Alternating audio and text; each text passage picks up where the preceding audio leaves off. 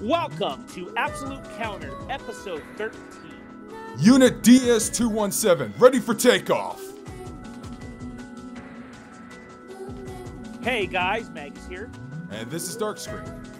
Oh, we have a great show today. Last episode was fun. Yeah, it was pretty fun. I think it was a little unstructured. I was definitely all over the place. We both were. It's yeah. fine. Sometimes those work. Yeah, it worked well. I mean, that's a little bit true, but there was still so much more I wanted to talk about Trails of Cold Steel 2, and I might talk a little bit about that early in the episode during our free segments, but right now, let's move on to the Q&As that our audience left for this week's episode. Now, Matt Wheaton actually asked some questions, but we were already recording when he asked those questions, but we can answer them this week. I'm just going to scroll up a little bit, and he's got 3 questions. They're pretty basic, but he says, what would be your top 3 favorite mecha anime? Do you guys play mech games? Obviously, yes. And what would be your top 3 favorites? And which JRPGs do you think have the best OSTs?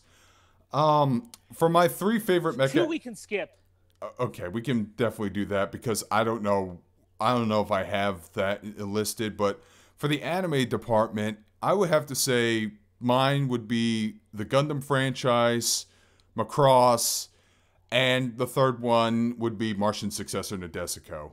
Okay, so mine would include Gundam, because I love 000 and I love G Gundam. And I love 079. But Gundam, and these aren't in any particular order.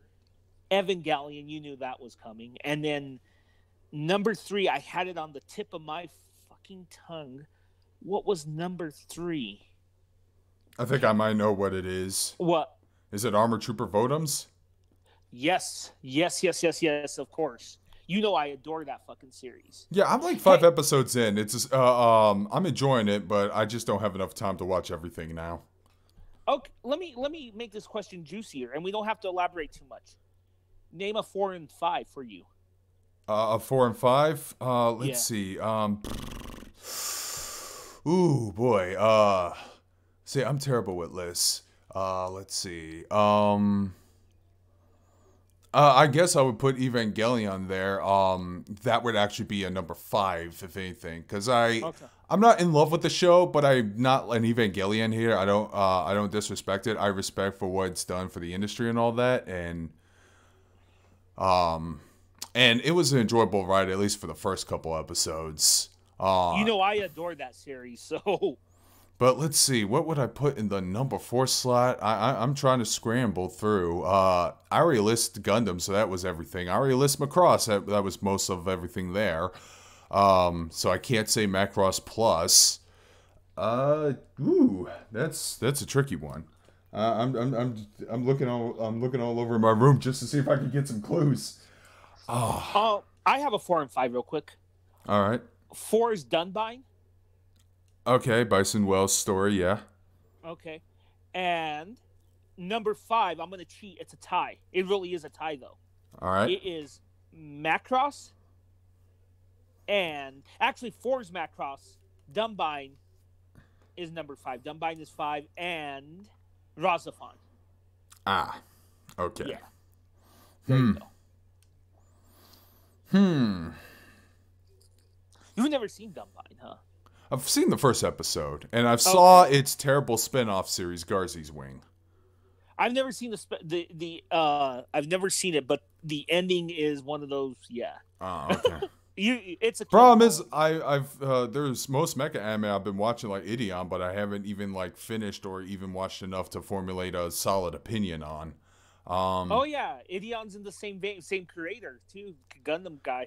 Shit, I guess I know a lot of people are gonna hate this, but I guess number 4 would be Robotech. Okay. That includes the second and third arcs as well. Okay.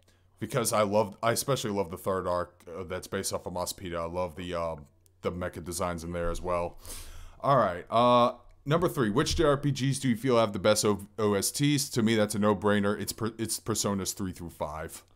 Okay, I those are top 3 for me. I think the personas, but for me, I'm a Nobuo Uematsu mark. So, and if it's number 2, Matsuda for me. Nice. Let's see. Yeah. Okay, scrolling down, I believe we got some questions that were asked.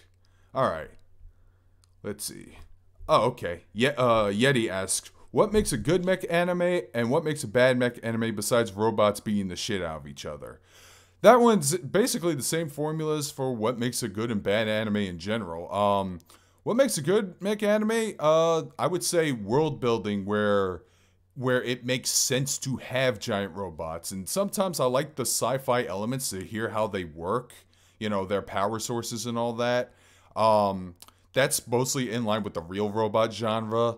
Unfortunately, later Gundam series kind of divulged that and doubled down on the new type stuff. So, that's why I like the 0079 side stories and the early Gundam stuff more, because it feels a little more grounded, a little more raw. I mean, I can watch that RX-79 versus Goof battle from the original TV series 20 times over, or I can watch that scene of Norse Packard shooting down all those gun tanks. Those were really fun to watch.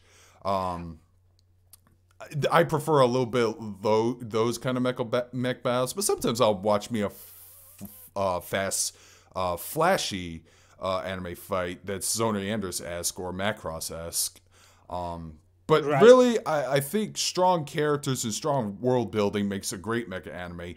Now, if you're a manime that's only caring about cool robot designs and cool action scenes, but your characters and world building is super bland and you're just doing this to sell model kits, then I don't think you're gonna hold my interest all that much. Yeah, I agree 100% with that. 100%. And, what makes, I agree with you about the older Gundams. I do like the newer ones. I do think 00, you can disagree with me, kind of takes it back a little bit. That's why I think a lot of my friends and I really like 00. I did see the first episode of 00, and I've enjoyed what I've seen so far. Dude, watch it. It really takes it back a little bit to it. In fact, I'll say this. It's a good version. It's a really good fucking version of Gundam Wing mixed in with elements of the older ones, if that makes sense. Yeah, it does. I know, the main protagonists are, part of a group that's actually trying to, become, the main enemy or whatever in order to end all world conflicts or something, or what they're called, celestial being. Yeah, but you know what the big difference is? These characters actually have backstories that you don't have to read a separate fucking manga for, which, is dumb.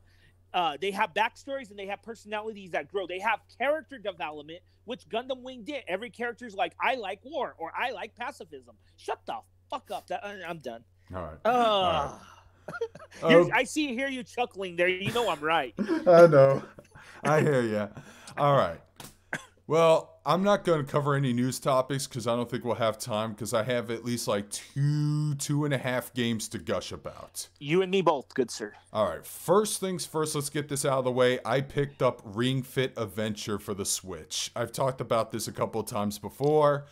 I use this as a morning exercise routine, and oh boy, my limbs are sore as hell, dude. But let's put it this way. Let's talk about games that affect our lives real quick. That Wii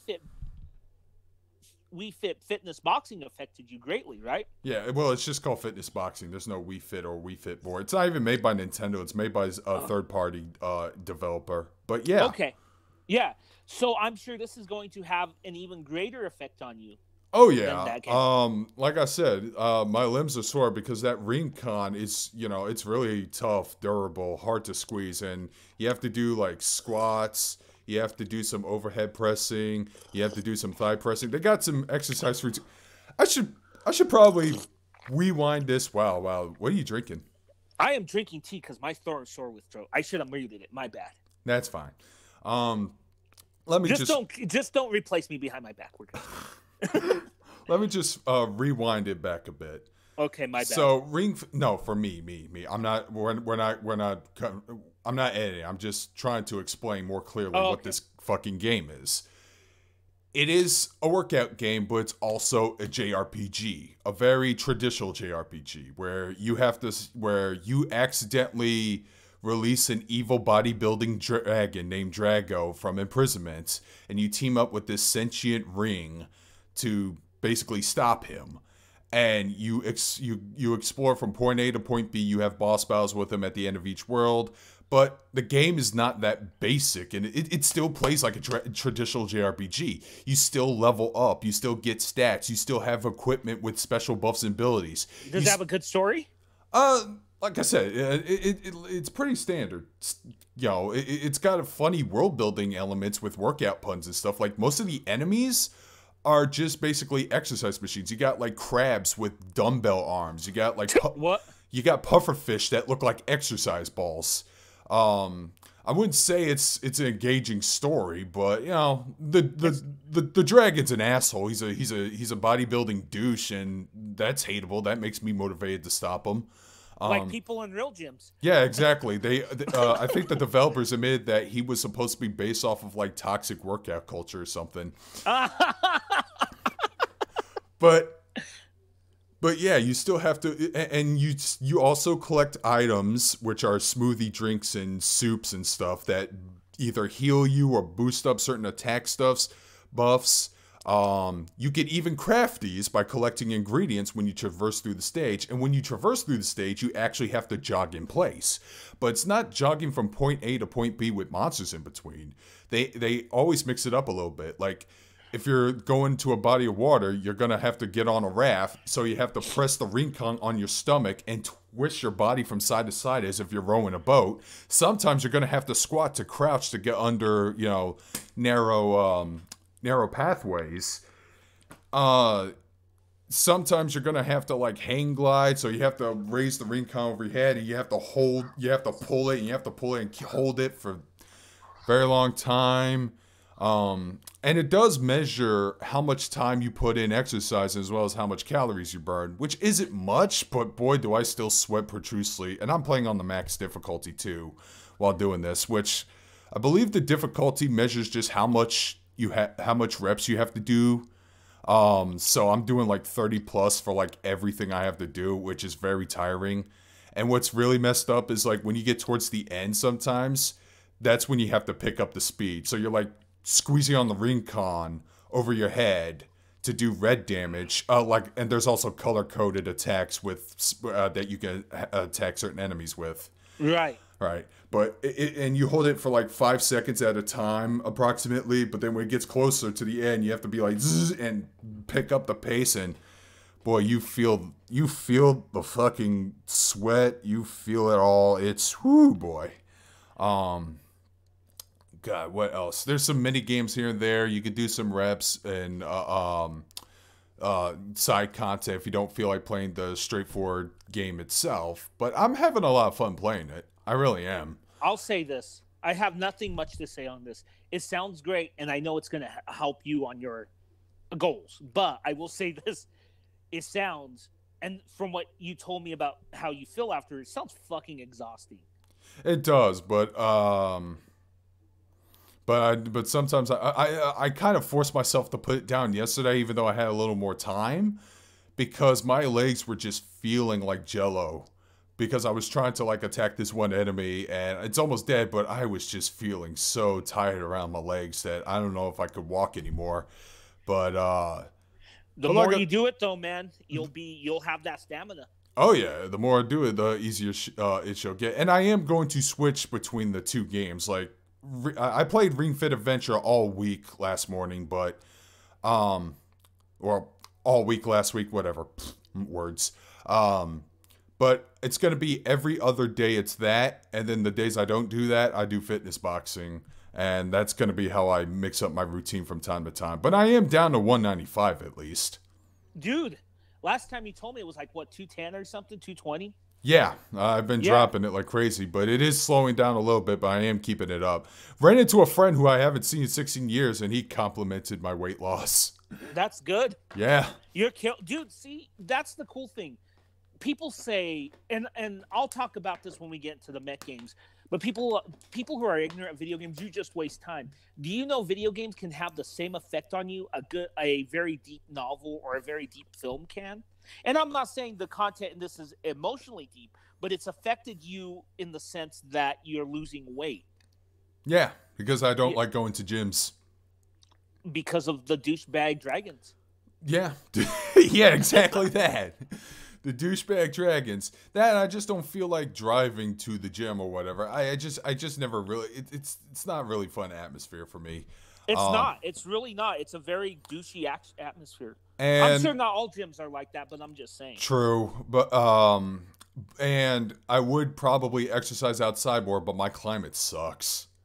Yeah, like when it gets closer to the winter season, I'm actually really in the best mood of my life because it's so chilly. It's not snowing, but it's super chilly that I just feel like Mr. Freeze when he just steps out into the Arctic. Well, I'm snowed in today, so there you go. Damn. Yeah. What can you do? All right. What game did you play this week? I've been playing. I think it's best if we don't talk about Trails of Cold Steel 3 yet. That was the next game I was going to talk about. And I wanted to talk about that a lot. I'm not going to give out huge spoilers, but man, I'm only 2 hours into it. Okay. So, yeah, it's good. I'll play more of it this week. The problem is I was busy, and then, of course... Oh, let me talk about MK11, actually, before we talk about Trails. Go ahead. My sister bought it. It's for her birthday money. We only have one Switch, obviously. And Mortal Kombat 11 plays pretty well. It does that weird thing where you can tell. It's the same thing with The Witcher 3, which I'll also talk about a little bit too. Because last time I hinted that I was getting that, remember? Yeah, you did. I had it. Yeah. So Witcher 3, it has the same thing where the graphics, you could tell the textures are not fully fleshed out. But like The Witcher 3, it runs really well. Now, we got the season pass. We have a Terminator, we have Shang Tsung, and who else do we have? Nightwolf, right? Right. And then we got Shao Kahn. He's not part of the season pass. Frost is you can either buy her or it's really easy to unlock her in the story mode. There's a certain point where you choose between Scorpion and Sub-Zero, and you just choose Sub-Zero all those times that you're prompted in that area. Gotcha. So that's how you unlock Frost. But I will say this, the game's fun. It runs really well, runs smooth as Injustice 2 did, because I always felt Injustice 2 was an improvement over X, Mortal Kombat X. And it's really good. The fatalities are over the top. They're comical almost. Yeah, to the point where it actually gave developers PTSD. What? Yeah. You're probably wondering how and why, considering that it's a 20-plus-year-old franchise and they've been working on gory games like this forever. Well, apparently, in order to make it a little more realistic, they were forced to look up reference material. Oh. That's what did them in. I will say this, the remember back in the day in the old Mortal Kombat, a guy would explode and there'd be like 2 brains and 6 skulls and 30 rib cages, yeah. Yeah, exactly. That's true. Yeah, I can say this is pretty much the most graphic Mortal Kombat, I will say, now that I think about it. Because when you get ripped in half, you see everything. You don't just see a bunch of blood come out. Damn. You see the spinal cage with the lungs attached. But it is a cool game, and I found out something. I've always been a Katana and Scorpion fan, and I still am. But I really, for some reason, I never used them in other games. But for some reason in this one, I like Shang Tsung. How's he play? Is he really good? He's fast. Yeah, I don't morph with him. I haven't figured that out. I will eventually. But he's just faster, and it doesn't help that he's voiced by the guy who played him in the Mortal Kombat movie. Oh yeah, that's likeness. That was the best thing about that, was just him returning to be. I wish there was an alternate DLC skin that turns Raiden into Christopher Lambert. That would be dope. And they've done stuff like that before. Like in Mortal Kombat X, they actually had a Dylan skin for Jax, and it turned him basically into Carl Weathers. Voice and everything. Yeah, and they also did that with Injustice 1, where they had the Arrow from the Arrow TV series. Yeah. replace him, and they also did Jon Stewart Green Lantern in that one, and I think you can do that in this one too, in the Injustice 2. Yeah, there's actually alternate skins that turn the characters into something completely different. Like you could turn Captain Cold into Mr. Freeze. Yeah, yeah. So I wasn't planning on getting. My sister's a big MK fan. She played X more than I did, so she got it. I wasn't planning on getting it myself, but you know, she got the season pass. I bought her the season pass for her birthday because it was. So she got the season pass. She got the game, and then we got the I got her Shao Kahn also. So I was gonna wait, but I'll just keep it on Switch for now. Maybe when the Game of the Year edition comes out, I'll get it on PS4. Yeah, if I ever care about picking up that game sometime in the future, that's where I'm gonna aim for, because Warner Brothers just has this really nasty Game of the Year edition re-releases. That's what I did for Witcher 3, actually. Like, I was tempted to pick up that game earlier, like slightly before Blood and Wine came out, and I thought, no, they're just gonna make a Game of the Year edition that's gonna have that with everything else. So I'll just wait on that. Good transition, because I want to talk about this real quick. That Switch version. Yes, the textures aren't detailed. Yes, sometimes you could tell that the backgrounds are loading, but dude, it runs so smooth. It runs smooth as fuck. That's good to hear. As long as the game's not glitchy and breaking and crashing and killing your Switch, then that's good passing grade. No, I've played a ton of it, and it's not. And it's just it. I've started again for one reason too. It's been years. I'm almost done with the game, but you know my history with that game. I'll play it for a couple months, but with the Switch version, I'm playing it more consistently. And I think it's because of the portability is a big part of it.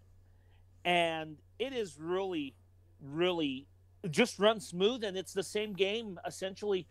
I'm going to make some different decisions, specifically concerning a certain Baron, which you know what I'm talking about. Yeah. Because let's put it this way. In my game, that Baron took a swing. Yeah, I was able to. My story with the Baron did end on a less depressing note. Yeah, I'm going to try. I know how to get the less depressing note now.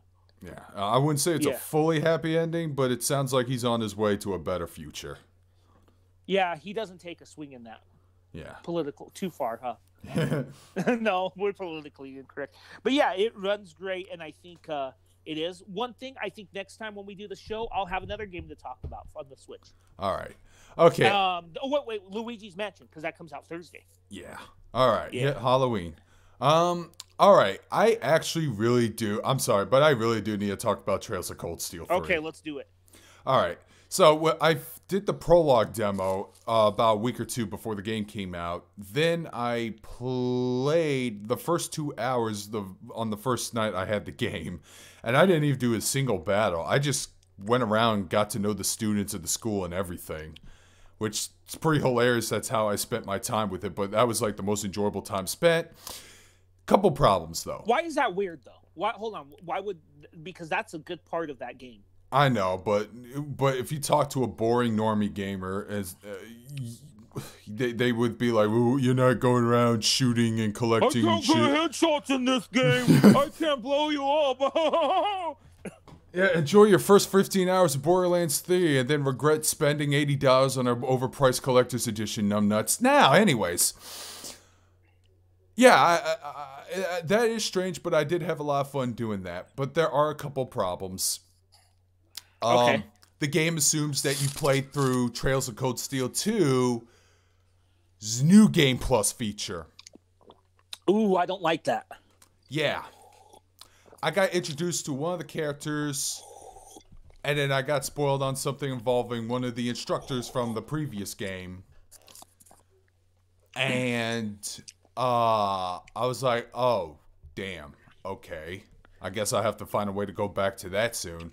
And I think they reference a manga or something, a side story manga that takes place during the second game. See, here's the thing. I love the Trails game, but I noticed they did this also in the first game. There's a vacation that they reference in the second game. But you have to listen to the audio show, which was never translated in English, about the vacation. You know what I'm talking about, they right? They mentioned that vacation very briefly in the first game, too. They do, yeah. But it's they not. and then But they didn't go into any further details than that. And I'm like, oh man, why can't we just have that? all R.A.D says is, yeah, this is a whole other story for another time, and it's like, what the when I played, I was like, okay, whatever. But then they started talking that they had all been to what's his name? Starts with the Y. The city, the town. Ymir. Ymir. They've all been to Ymir, and I'm like, when the fuck did this happen? I'm like, I know half your field study went to Ymir during one of the field exercises. I think it was around the time you went to Le Grand Maroyer.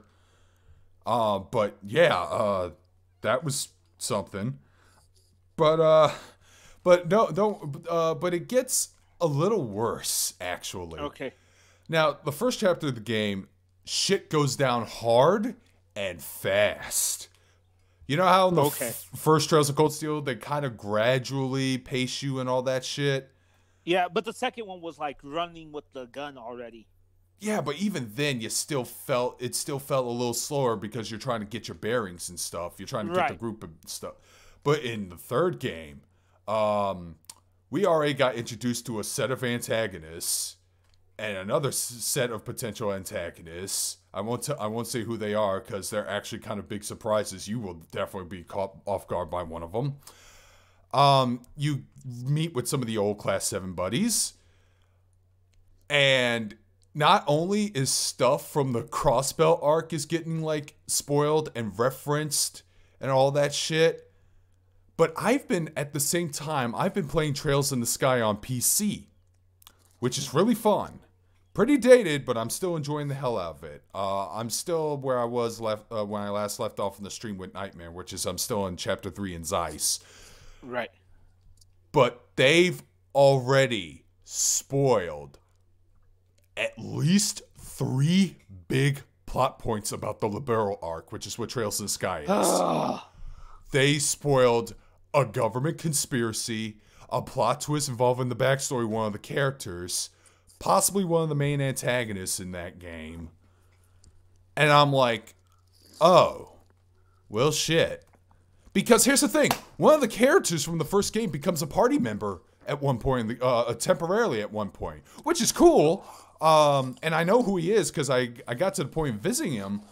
But wow, this game really does kick you in the dick for not playing the... Well, here's the thing. They do try to salvage it because by giving you trying to get you to catch up as much of the backstory as possible. Okay. Because you can go visit the library, and then you can look up all the world building stuff there. You can look up what happened in Liberal, and it actually references. Wow. I'm sorry, man. Are you still drinking tea? Nope, not at all. Okay. What was that? I don't know. It sounded like you were adjusting yourself. No. Huh. Anyways. I need a better mic. God, that'd be weird if the audio chat didn't hear that. It makes me sound crazy. They do... Here's the thing about this game. This game actually has a fucking encyclopedia built in the menu. Like, you can literally look that up, and it has, like, sections for characters, world building. It summarizes the events of Trails of Cold Steels 1 and 2 by chapter. It even shows, like, screen caps and everything. So, if you want to start in the third game as your gateway to the franchise, I think you might be just a little bit fine. By the way, I found a grammatical error in the game already. When you go to the library and you look up the areas, if you look up the section based off of like separate countries, Le Mans State is labeled there twice. Oh. The first Le Mans State is supposed to be what Liberal is. Okay, so let me ask you a question. If I'm only 2 hours in, okay, so I don't know this shit, but I get why. I that's gonna bother me too. But do you dislike this game or do you still enjoy it? Oh, hell the fuck no. Here, this is the point I was about to bring up. Say, yes, I did get spoiled by these things.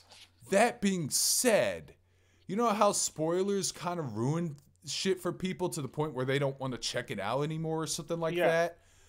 It has the opposite effect. it makes me want to check out that stuff more. Every time I hear about characters from Crossbell or events that happen or the monsters they fight, all I'm going is, oh man, now I really want them to localize those fucking games, or I really want to play those games. When I heard about what was going on in the events of the Liberl arc, I'm like, oh, now I really want to play through Trails in the Sky's first 2 games. Okay, that plays into the point I want to make about spoilers. It's actually motivating me to check this franchise out more because the world building is great. I love it. Okay.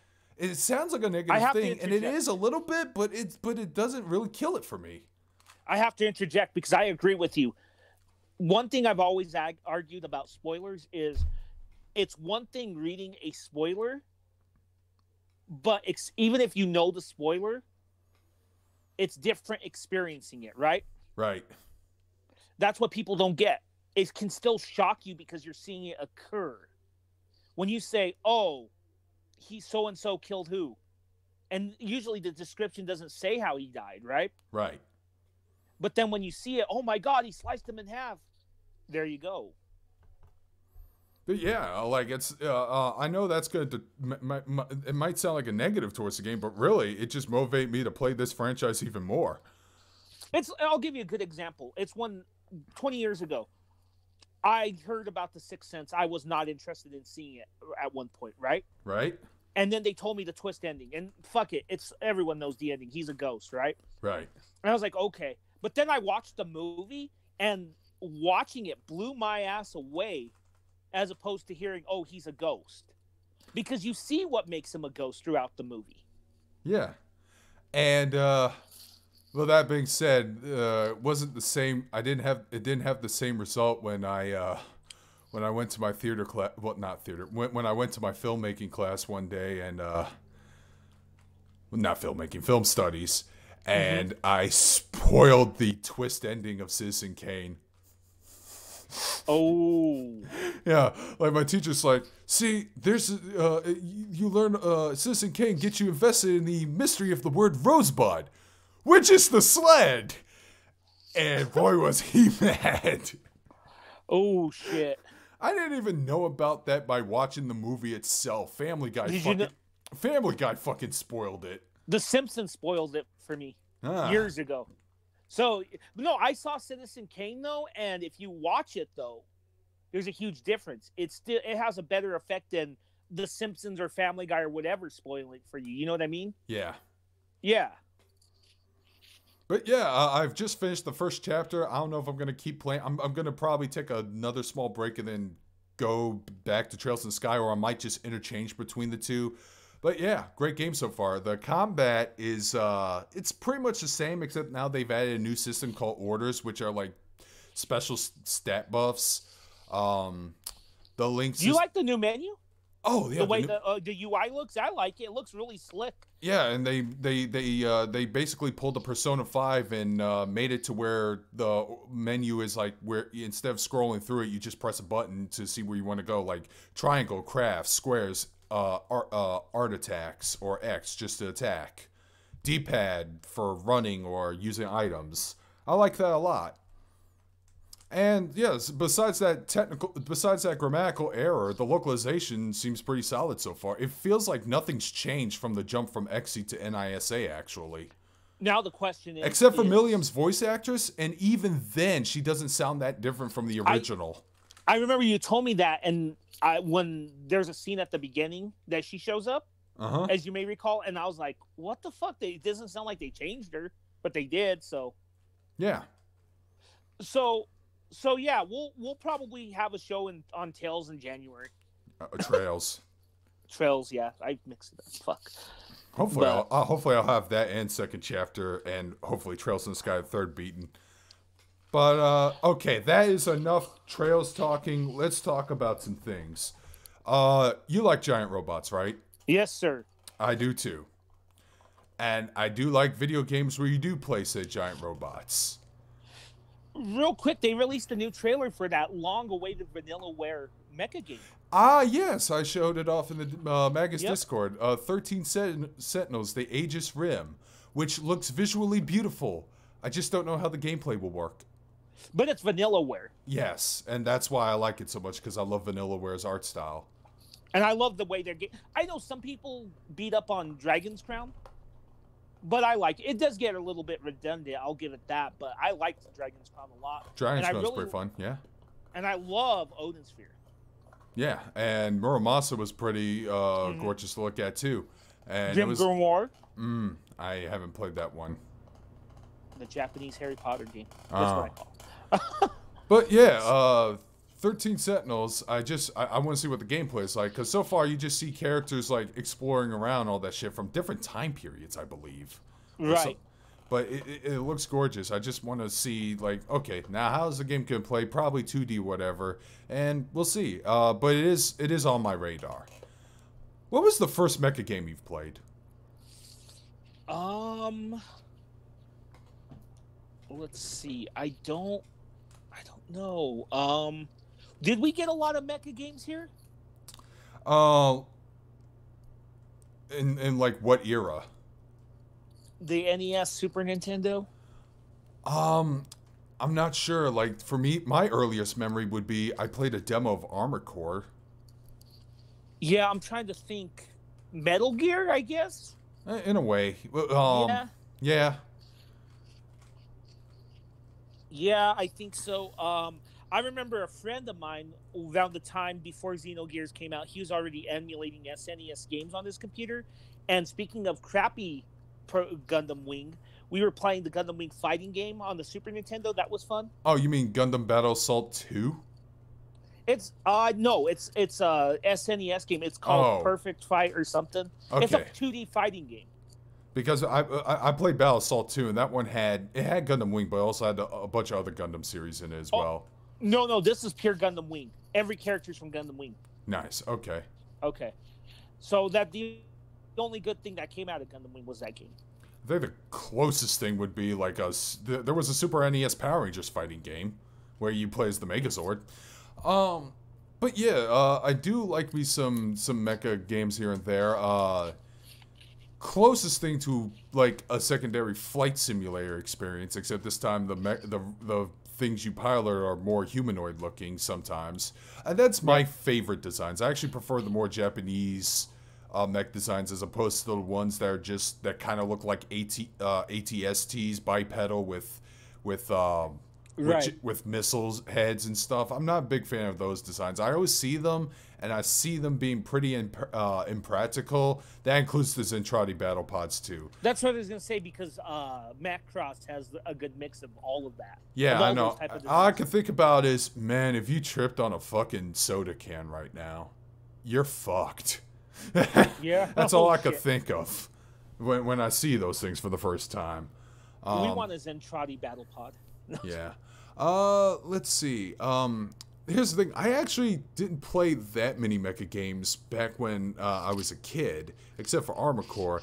I played a little bit of Steel Battalion, if you remember that game. Oh, yeah. That's the $200 one, right? The $200 one with the controller with 40 freaking buttons. My friend said he bought an Xbox just because he wanted to play that. Holy shit. And I played that at a Christmas party once, and boy, it was crazy fun, but it was just kind of ridiculous that they made such a complicated peripheral just for one game. I know. I kind of wish when that came out, that game was what the fuck, and it was by Capcom, right? I believe so, yeah. And I kind of wish they did it again, but I understand why they wouldn't. No, instead they tried to make a Steel Battalion Connect game, and ooh, that was a travesty and a half. I remember that. Sadly, I wish I didn't. You know what? They could probably do it with some of the touchscreen technology, though. Yeah, but it wouldn't be just as fun. I know, but still, but yeah. Because I do want that simulation of being inside a robot, which, involves getting into a cockpit. And it works as like an arcade experience. And speaking of... oh, you know what? You reminded me, going back to your first question. I played an old BattleTech VR machine back in the day. Really? Yeah, the whole BattleTech thing where it's the tabletop and they got the VR games and the novels and all that shit. And it's all interconnected. I've heard a little bit about it. Yeah, I don't know a whole lot, but I did play one of those. But you do know they make those VR machines, huh? A little bit. No, Yeah, actually, I take that back. No, I didn't know how long was this? How old was this VR machine? well, it was very old. It was 93, 94. Jesus, no. But they still make them to this day, though. Ah. So I like to try one now, but I didn't know what the fuck I was doing. So every year I go to an anime convention called MechaCon, and MechaCon would have this peripheral arcade set up in their game room. I forgot what it was called specifically, but it's basically Mech Warrior, where you get inside a little cockpit thingy, and you control the mech with 2 joysticks, missiles and stuff. And I played it from time to time, and I had a little fun doing that. That sounds like BattleTech, actually. It probably is BattleTech. I can't remember which one. Let me look it up real quick. BattleTech. But I know they do this every year, and they're probably going to do it one more time at MechaCon next year, because apparently that's going to be the final anime convention. Yeah. Yeah, I'm looking up BattleTech right now, and just to give a little information.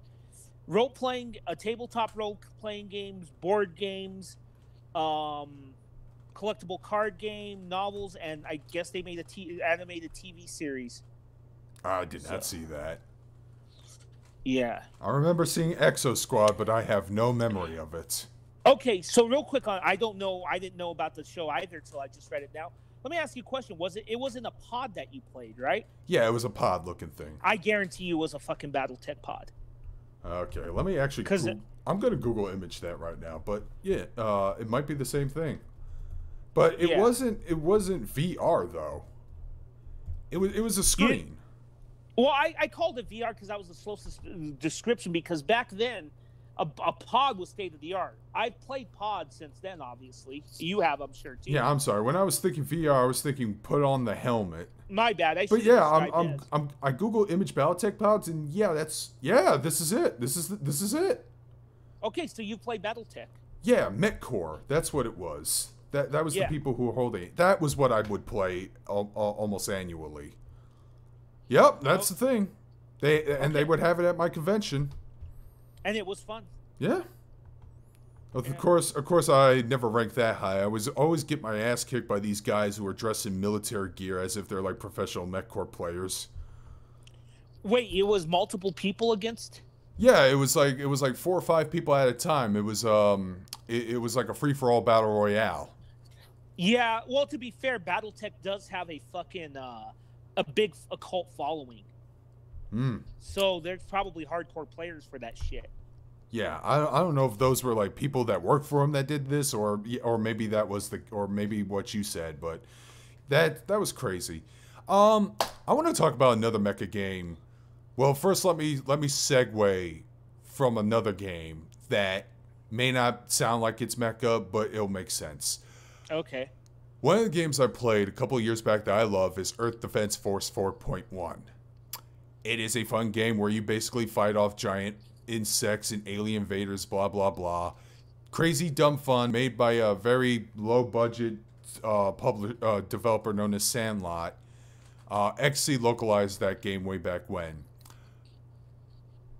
Couple missions in, you fight giant Godzilla-esque kaijus, but they were too invincible for your weaponry.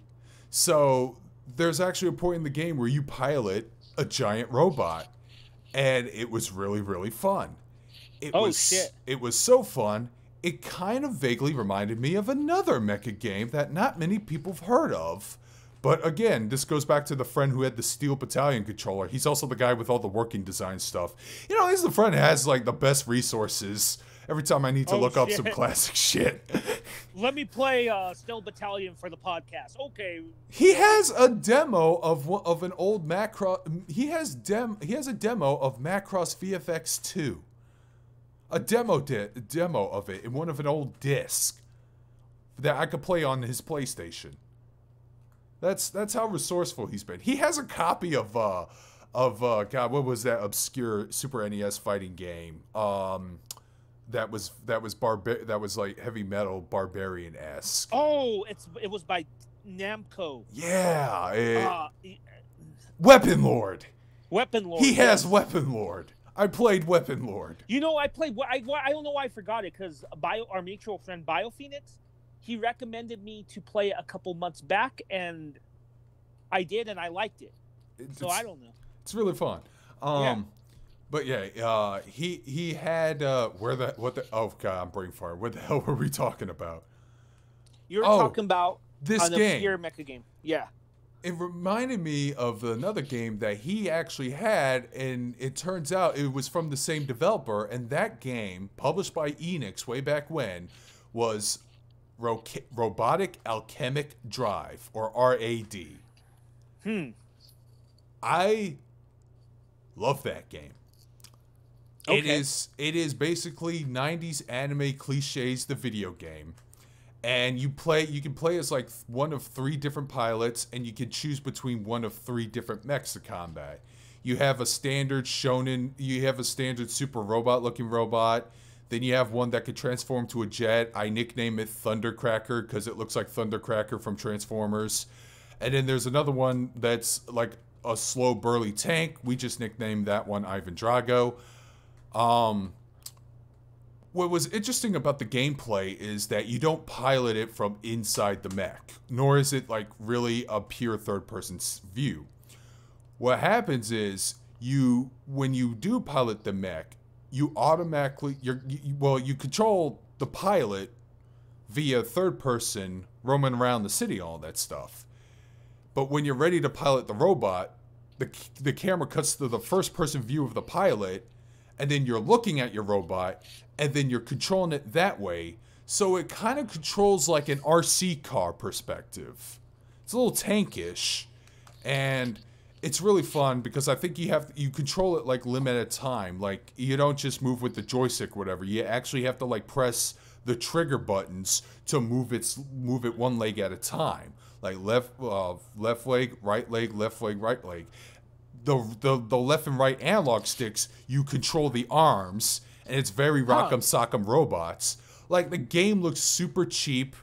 It looks super low budget, even for its time. The voice acting is comically bad. Oh my god, I got some examples. But it is really fun, and it plays like it feels like an episodic anime too, because your character will like roam around the city, do some events, and then all of a sudden the monster shows up, and then you're like, okay, I need to get to this place and call my freaking robot, and then we pilot and we do the action. And then there's even one mission where you have to fight a Godzilla-esque creature, blah blah blah. But it is fun because like you can do like uppercuts and right hooks, and you can do like super robot attacks, like summon missiles out of your arms. And it would have, and the physics are so hilariously clunky. There were times where I got hit, where my robot would get hit, and it would just bounce across the city, just leaving debris and everything. That game sounds like fucking. It sounds just awesome. It is, which is why I'm still trying to hunt for a copy of that game. Send me some clips of the bad voice acting. Oh yeah, there's a great one where, okay, there's this side character, this generic friend character named Nanao. Her running gag is that everything bad happens to her. Like she would find find a place to work at, some bakery, whatever. You could accidentally step on that building, and then your character would be like, "Oh man, that's where Nanao worked. Oh, that's not good." But there was like one mission where you have to stop a monster from like blowing up her house. But if you fail the mission and she gets blown up, she's supposed to like scream a blood-curdly "Kia!" But the voice actress was not giving her all, so she literally goes "Kia!" And I'm like, what the hell? It is like gameplay-wise, core gameplay. It's like Earth Defense Force in a way, where everything about the game is so cheesy and low budget, but when you actually grab the controller and play it yourself, it is a good time. And I want them to like put an HD remaster or a freaking re-release or a spiritual successor. Well, the missions are Earth Defense Force in a way, but I wanted to play it just like that, with the weird RC tank controls and everything. This game was just so much fun, man. I'm trying to hunt me down a copy before everyone fucking scalps it for $5,000. Which, look, I love video games. I would even pay like no more than $50 on an old game that's 10 years old. But I don't know if I'll go any higher than that. We need to rant about that someday. Oh, that could be a topic for an episode. Fuck collectors. And fuck scalping. Oh, well, man. hold on. I'm not against scalping to a certain degree. I'll explain why. Because I have some friends that do it, and it's in some ways the people who scalp do it for the people who do deserve to be scalped. Does that make sense? Yeah. Okay. But like I said, Robotic Alchemic Drive, R.A.D. It was published by Enix, I believe. It was made by Sandlot. Find some clips on YouTube or whatever. Just research this game. The game was hella fun. Hell yeah. Okay, so if you don't mind, I got a game I want to talk about. It's not Xenogears yet. We'll save that for last, okay? I knew you were gonna bring up Xenogears though, so I was prepared for it. But we're not going to talk about Xenogears right away. Right. I mentioned this game on many shows anyway, though, and it's one that I hold special in my heart. It was on the Dreamcast. It's Gundam Side Story 0079 Rise from the Ashes. I loved this game back in 2000. It was very arcadey. And I want to say something. I don't know if you agree with this, but I know a lot of people say the Dreamcast is the greatest console ever made. I don't agree with that. I'm sure you don't either, right? It's a great console, but it's not the greatest. I mean, when I hold their controllers, I can feel that it is not a perfect design. Like, the Dreamcast controller was kind of iffy on me, man. And it's not that. Like, it does have great games, but, I mean, I do enjoy my Switch a lot better than a Dreamcast. I know that's going to piss some people off. Oh, you just like modern gaming, but I still hold the original PlayStation as my favorite console of all time. Anyway, the thing with the Dreamcast that I look at it is it's a very arcade-based system. A lot of the games were arcade ports from different companies, and they were near or perfect, or in some cases, better than the arcade original, right? Right. That was when the consoles were actually catching up technically to the hardware of the arcades, almost near perfection. Yeah, remember the Soul Calibur. People forget this, but the Soul Calibur on Dreamcast ran better than the one in the arcade. Yeah. Yeah, and going back to Gundam Side Story is a very arcade mech-like experience that I recall. And you had to do missions, but it was very fast-paced. It was a lot of fun. You don't play as a Gundam, which at first I was a little disappointed. But you play as, I don't remember what they're called, the standard, not the Zion, but the other ones. No, you're well, first off, you were thinking Zaku, but you're thinking the GMs. Yeah, the GMs. Yeah, you play as one of them, and you're in a squad, and it takes place in Australia, so it's during the the original 0079. Yeah, a lot of people love to tell 0079 side stories, which is great. And, well, this one didn't tell much of a story, but it was fun. That's all it needed to be, really. Like, I love story in game, but I'm also not that guy that needs a story in every fucking game I play. You know? And this was one that didn't really need one, in my opinion, because it was just fun, you know? It's like me expecting a story in fucking Crazy Taxi or Tetris. I agree. That's dumb. Yeah. Yeah, so I liked it. And it was what it was you were in the cockpit and you basically moved around, and the mech moved pretty quick. I remember that the controls were easy, and you could even use your knife too. Your laser knife. And that was pretty cool. And that always did the most damage, but it was kind of hard to get to the enemy troops, the Zion troops, so. Oh, the Xeon. Yeah, Xeon. Man, you need to catch up on your Universal Century. I haven't watched it in a long time. Like, Gundam The Origins on Hulu, and it's a freaking masterpiece. Okay. Yeah. Well, I need to watch 079 in general. Well, that too. I couldn't watch the whole series, so I stuck with the film trilogy, which is closer to Tomino's vision anyways. But, yeah. Speaking of Gundam, I'm looking at the gameplay of Rise from the Ashes, and it kind of reminds me of a recent Gundam game that came out that's free to play. Came out like 2 or 3 weeks ago, and that was Battle Operation 2. Yeah, you've mentioned that several times. The game actually has something of a dedicated following. I haven't sunk a whole lot of time into it myself because I've been playing other games, including another mecha game, which I'm definitely going to gush about more later on. But it plays like more of the traditional real robot stuff I was talking about several minutes ago when we were answering questions. Game's very slow, but you can like feel the impact of like of each bullet and stuff. Melee attacks are in the game, but they're very slow and they have a recharge rate. So they can't be depended on. It's not like Gundam Breaker 3, where I believe the melee attacks are more important than the range attacks, even though the range attacks can be fine and do damage. But in Gundam Breaker 3, you can like do crazy combos and be creative with your customization too. But Gundam, I even if you're not familiar with the Gundam franchise, I say just download that game and give it a try yourself because it's pretty fun. Hopefully, it will motivate you to get to check the franchise out because I still think Gundam still needs a little more love here in the Western world, more so than some mecha anime that I know people love, but I'm just not feeling. What's that? Gurren Lagann. I like Gurren Lagann a lot, but it's a one-shot series. Yeah.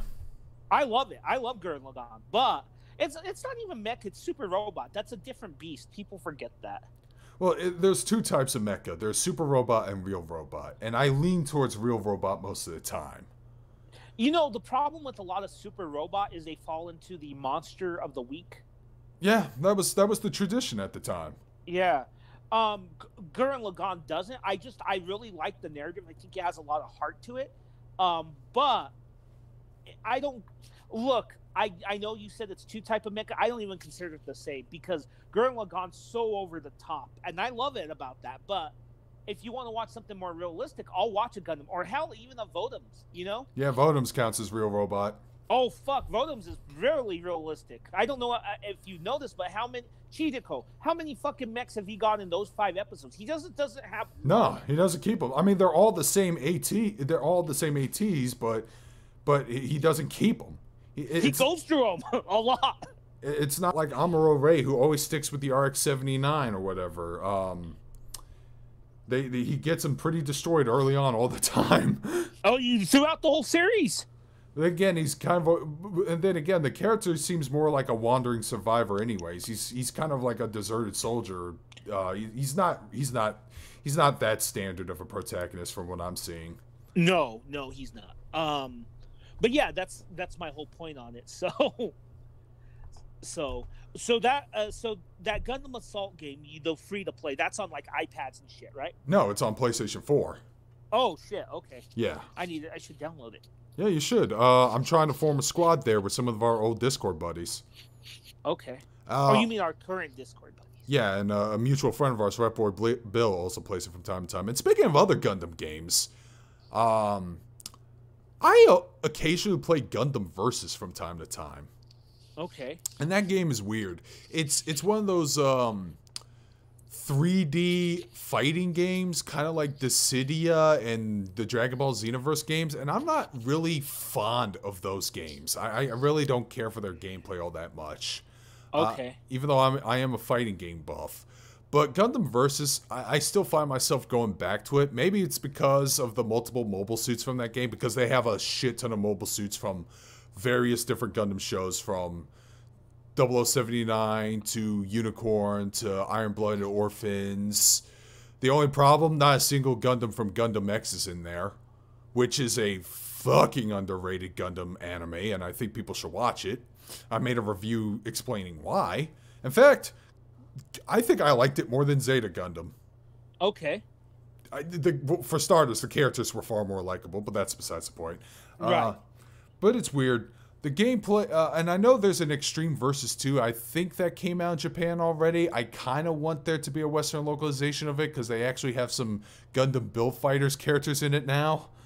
I think at the start of the game. I'm not sure if they're DLC or not. But yeah, that game's a lot of fun. It even has like a tournament competitive circle, but I'm not really that active in even observing it. Okay, I do want to take a break talking about Gundam. I got something that's non-Gundam. Okay, what's that? Another game, and it's not Xenogears yet. FromSoft is known for Armored Core, right? Right.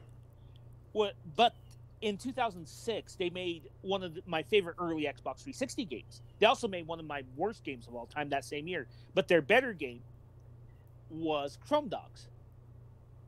I had a lot of fun with Chrome Dogs back in the day. Oh, hold on. Are you sure you're saying Chrome Dog?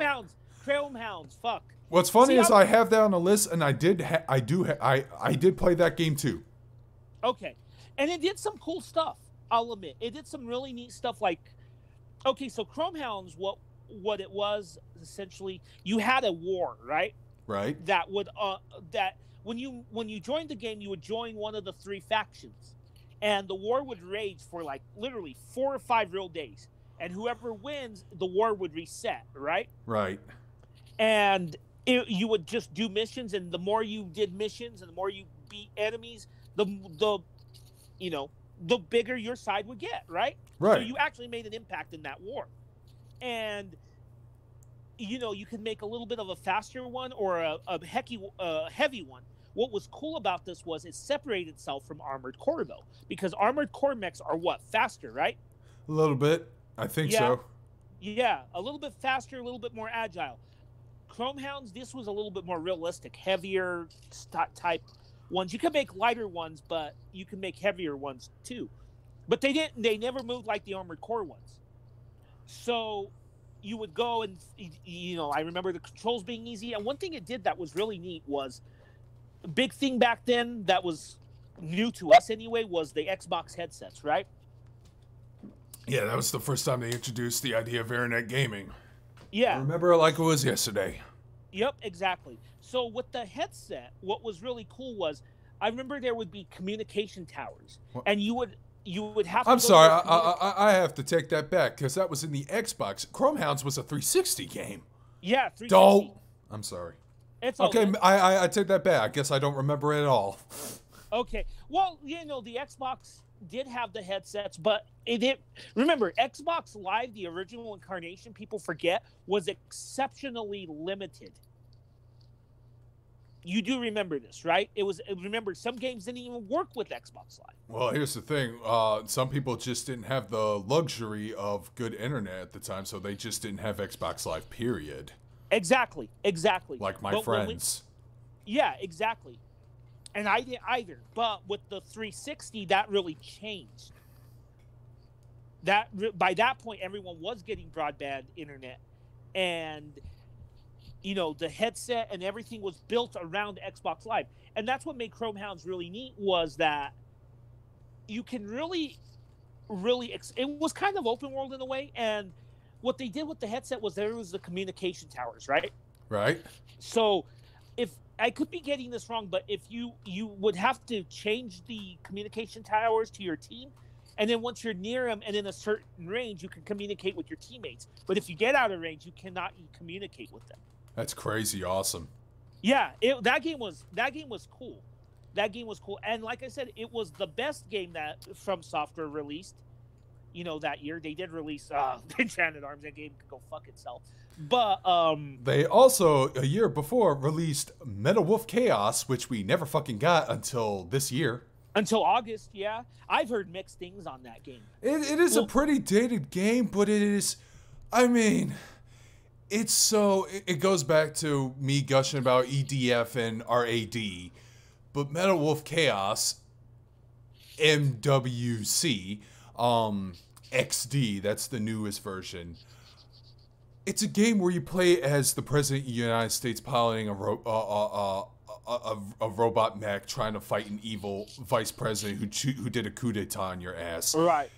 It's so just on the premise alone, it's so cheesy dumb. That's why people wanted to play that game so much. It was like they literally made this the most American game ever, but then they had cold feet and decided not to localize it for a long time, despite there being a huge demand.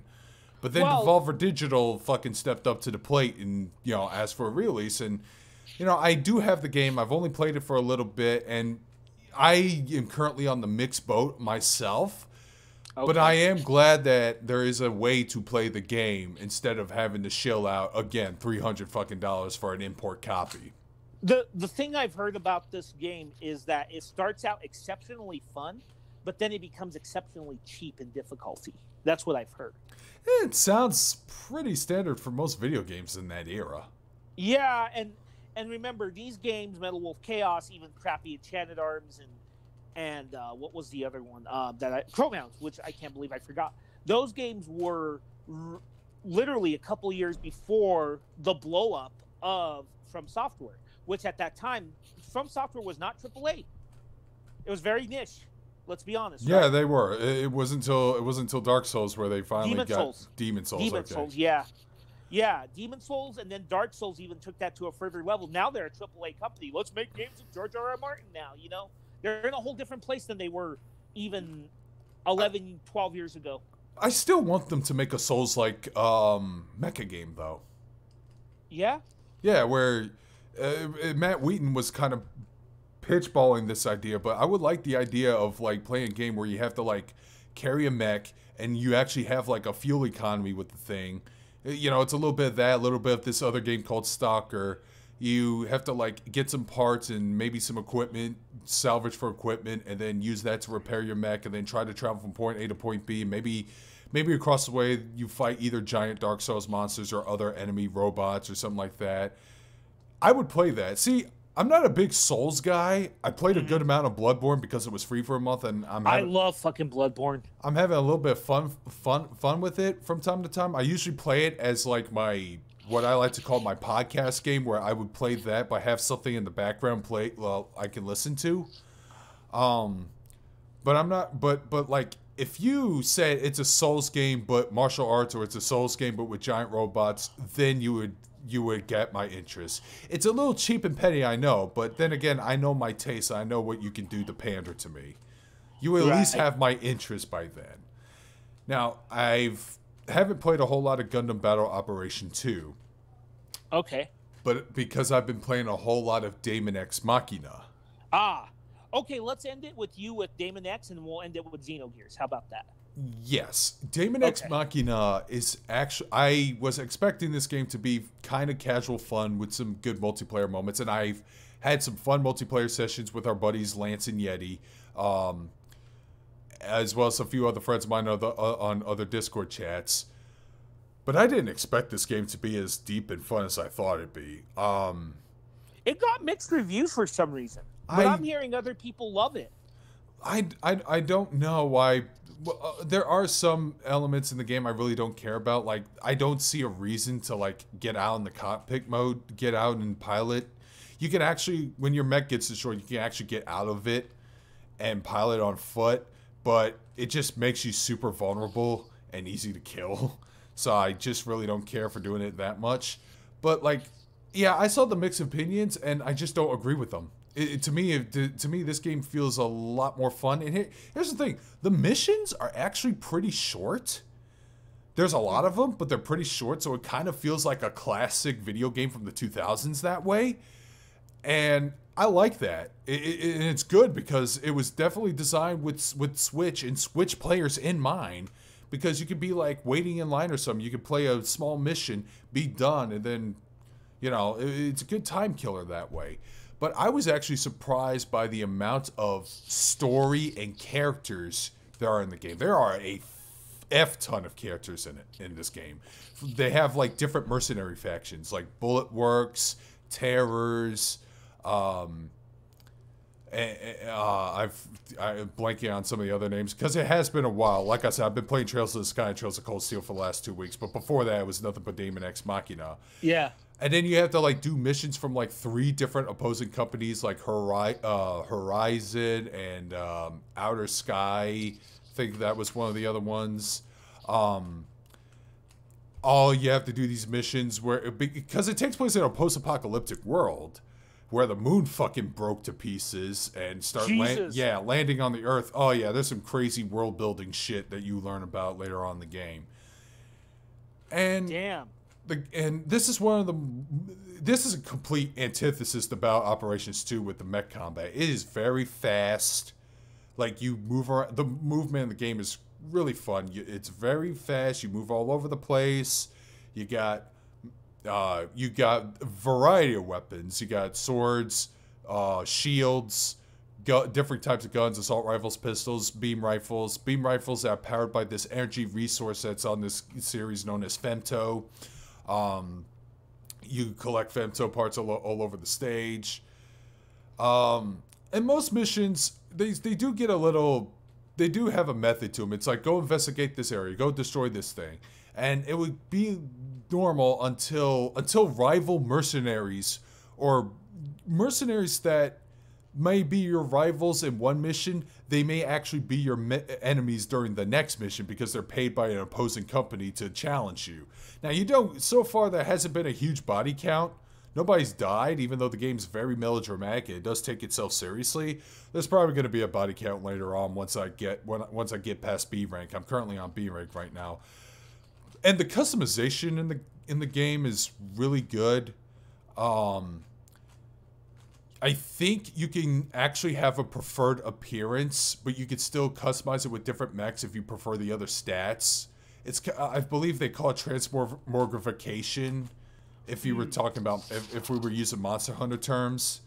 But I stick to whatever design I have. Like, I have a character in the game that kind of looks like Ryoko from Tenchimuya, obviously, because they actually have a very similar hairstyle. And so I have a mech that kind of has Ryo Oki's color scheme with, like, the black and gray with the pinkish orange head. Oh, shit. And I even tried to make another mech that resembles the Ingrid from Pat Labor. Gave it a shield and a melee weapon and a pistol. It's fun. And a shotgun. Seems like it fits that game. You can make your own anime characters and mechs. The movement in the game kind of sort of reminds me of Zone of the Enders, which I've only played and completed the first game, and I only got a little bit through the second game. That being said, I think the theme song to the first game, Kiss Me Sunlights, is way catchier. And it's a Kojima game, so there's lots of cutscenes, huh? Not as much as I thought there'd be. Oh. Yeah. You don't play 2 minutes and then have a 40-minute cutscene and then play 2 minutes? It's been years since I played Zone of the Enders. Back in, like, I want to say 2010, so memory might be skewed, but it wasn't, like, Metal Gear crazy. Gotcha. But yeah, Daemon X Machina, I still recommend people play that game, and who knows, we can probably do multiplayer sessions together, because most of them are boss battles or fighting other rival mercenaries, and you can collect their loot. It's a loot grab game, which I don't really hover to much, but since it was a game with giant robots, it has Shoji Kawamori and the producer of Armored Core working on it. Of course I wanted to be interested in this game. Of course I wanted the game to do well, and I heard the game sold pretty well too, so that's good. So I will pick this up when it goes on sale. Good. Then we could do some missions together. Yeah. I bet it'll be on sale for Black Friday. Oh, God, yeah. That's something I'm actually looking forward to. Oh, yeah. Maybe I'll get Samurai Showdown. I have that game. We can play that together sometime. On Switch? Oh. Damn it, get it for PS4 so we can stream that shit. Okay.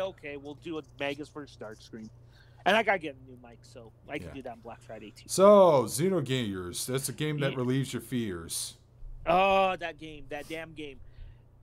My favorite game, and I will be talking a lot about Xenogears this week and on this show and then on Blast Podcasting. You'll understand. I can't really spoil it for Blast Podcasting while I'll be talking about it, but you'll see. It's our anniversary show, so Xander and I have something planned for it. But Xenogears will be talked about. And unlike those podcasts, my position as a co-host is secure because I don't talk about it that much, right? Right. So, well, whatever. The more you talk about it, the more motivated I'm like to actually give the game a chance. Cool. We could also talk about Final Fantasy 14. Not joking. Anyway. Hey, I said I'd let it go, but I'm still going to do an occasional swipe here. There's nothing wrong with that, right? Right. Anyway, Xenogears is a wonderful fucking game. Is it flawed? Fuck yes, it is. I saw that as I got older, but it still sticks with me. And we were talking about how games affect you in your real life, right? Right. And that game, while it didn't make me lose weight, probably made me gain more. But because I remember I played it at long stretches, 12 hours at a time, I remember, in 1998, as a, 15-year-old, but 14-year-old. But anyway, 15-year-old, whatever. this game is killer. This game has a hell of a story. It uses mechs really well, and it changed the way I viewed religion.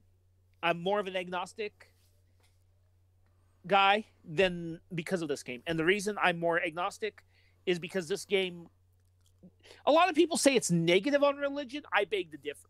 It shows negative in both positive lights. There's a group that is the bad religion, and there's the other group that's the good religion, right? I won't spoil it.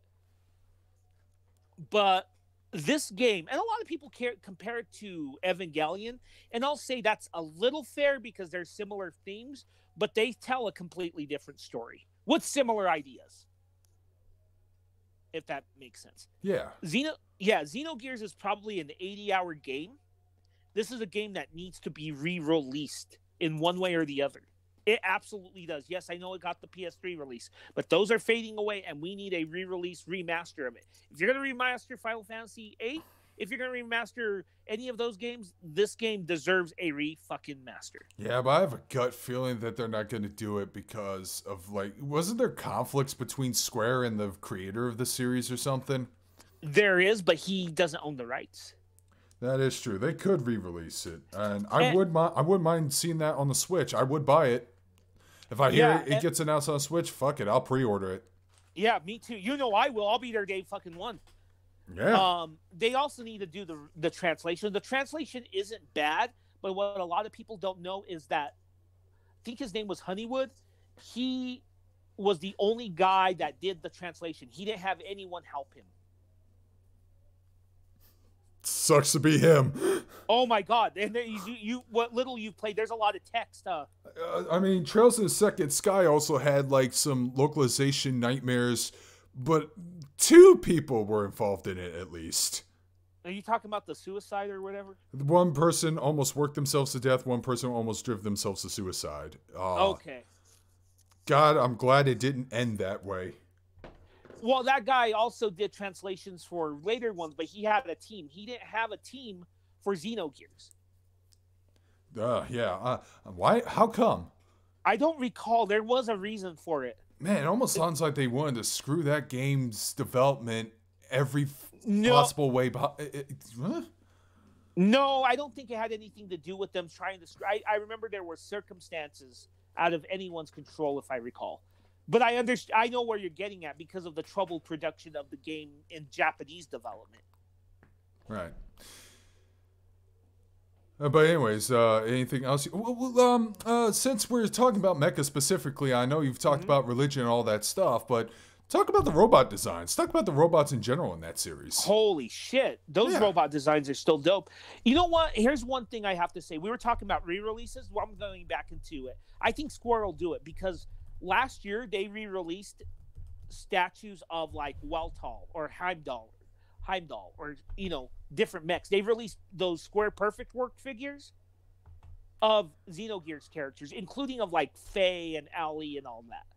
So if you look at those designs, you got Weltall, you got Neo Weltall, and you have Xenogears, right? Those are the 3 mechs that Faye, Faye uses in the course of the game.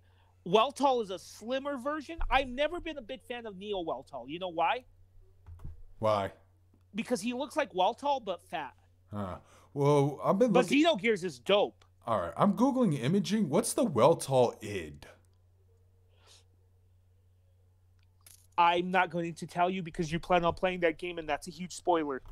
Well, okay, it's just that it reminds me of something Char Aznavour will pilot because it literally looked like a Char's counterattack. It reminds me of the Sazabi. Right, I'm not gonna tell you because that's a huge fucking spoiler. Don't even look that up. You're done. Okay. I don't want you to get spoiled. All I did was just type in Xenogears Mecha, and it's like one of the things in the first couple of rows. But, well, like I said, when we were talking about spoilers earlier, it's not gonna deter me from trying out the game. It might just motivate me more to check it out. You really want to know what the id Weltall is?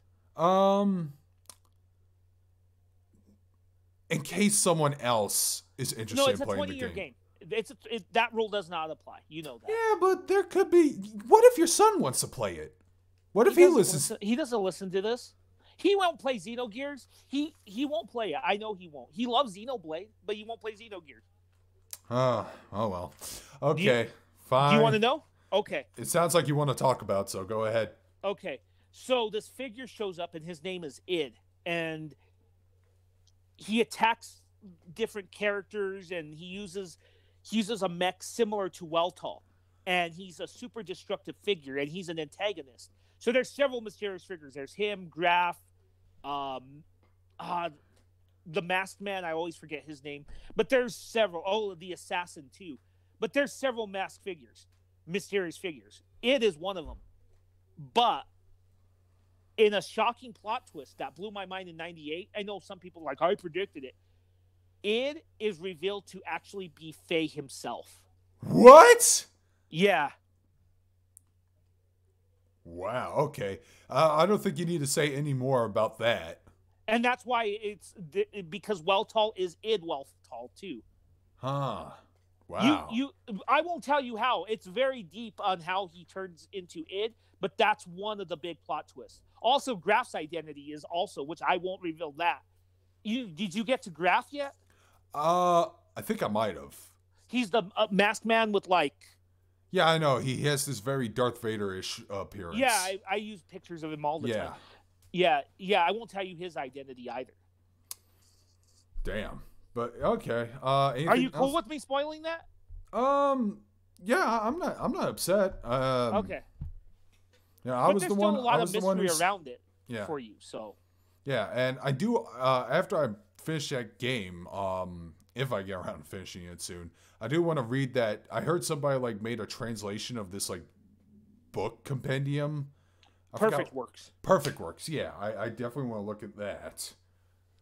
Yeah, that has a lot more background. You know what? When you beat it, I told Xander this, and I don't mind doing 2 of these because Xander's also never played it. If Xander ever gets around to beating it, I told him we should do a show on Xenogears. Same goes to you. All right, let's. That would sound. There's a lot. There'll be a lot to digest in that one game. Trust me. Let's do a Xenogears show once you beat it, whenever that is. Yeah. You don't have to rush it, but whenever that is, we will do. But like a Xenogears show. What I've played, I really like. I love the character designs. I love the combat because it feels kind of like a fighting game in some ways. Because How far did you get? Like, I want to say chapter 2, I was with, who's the guy who dresses in green, wears the glasses? Seitan. Seitan and I got mysteriously transported after we were in some desert city. Oh, you're in the prison transport. That's still pretty early on. Yeah, it was still pretty early in the game. I also like the fact that randomly, almost without warning, the game would actually just transition to these wonderful 90s anime FMV cutscenes. You know what? That happens often in the beginning, but then they dissipate.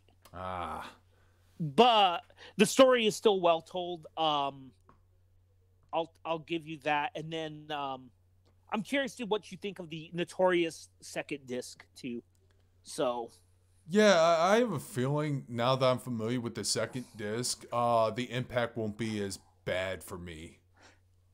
You know what? It wasn't bad for me, and I played that game when it came out. It was jarring a little bit, but I mean, it still told the story it want. I do agree, though, that if they do remaster it, that they should go back and add the cut content. I wouldn't mind that. That would be difficult. I would still think you need to bring back that guy on board in order to get it right. Well, his studio is owned by Nintendo. They make Xenoblade. He makes Xenoblade now, so. Oh, imagine a Xenogears remastered that's exclusively on Nintendo. That'd be crazy. I would buy it, though. Yeah, same here. I would definitely support it. Because thing is, the reason why I'm not trying out the Xenoblade games is because they're not giant robot mecha anime fantasies. No, they're not, but they're good. They tell good stories. They probably are, but giant robots. I know. I know Xenoblade Chronicles X was giant robot based. That was completely giant robot based. Wasn't that game critically panned? It wasn't panned. It wasn't as well loved as Xenoblade Chronicles, but it was liked. Huh. Okay. So. All right. Well, I don't have anything else to say. I think I'm ready to wrap it up here. I am too. Yeah, we're almost 90 minutes in. We could talk forever about Xenogears, but I think we have a plan in place for that. Yeah. All right. I am going to post a link in our Discord group below. It'll be known as Magus X1, name work in progress. There we can shoot the breeze and talk about various other topics, and including the podcast or anime, video games, etc., etc. Introduce yourself. Pro wrestling. You can even if you're a content creator yourself, you can even actually promote yourself on the channel. Let me make a shout out real quick. Okay. Did not Mildred do a great job reorganizing the channel? Yeah, he did.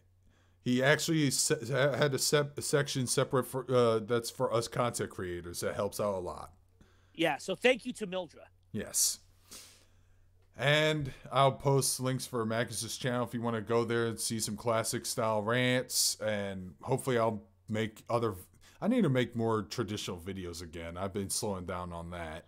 Yeah, that happens. Yeah, it happens. But, yeah, that's all we got. And with that, this is Darkscream 217 signing out. And with that, guys, thank us out. Take care, everybody.